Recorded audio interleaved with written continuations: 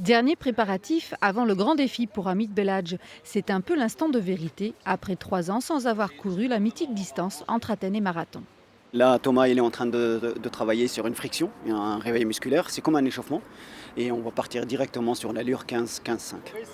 15 km/h de moyenne. Stade Rochelet, département, tous les partenaires du projet sont là pour donner le top départ. On se voit à Rochefort dans 2h40.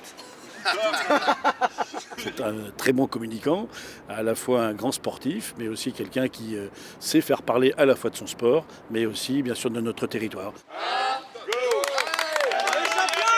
Derrière le défi sportif, l'ancien champion de France de marathon a 2 objectifs. Faire découvrir la Charente-Maritime, des vidéos seront diffusées sur Internet, mais aussi interpeller le public sur la pollution de l'environnement. Voilà.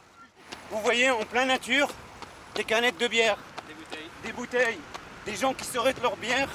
Attention les gens, ça reste dans la nature, ça ne se dégrade pas. L'étape du jour relie La Rochelle à Rochefort avec un parcours qu'il a fallu adapter. On calcule pour arriver à 42 km, 195, mais avec des tours et des détours, et puis tenir compte des voies vertes, de la mise en sécurité du coureur, parce que éviter les routes à fort trafic, éviter les grandes intersections. Donc ça a été un énorme défi de construire 17 marathons dans le 17. Et à l'arrivée, le coureur a quelques minutes d'avance. 2,39.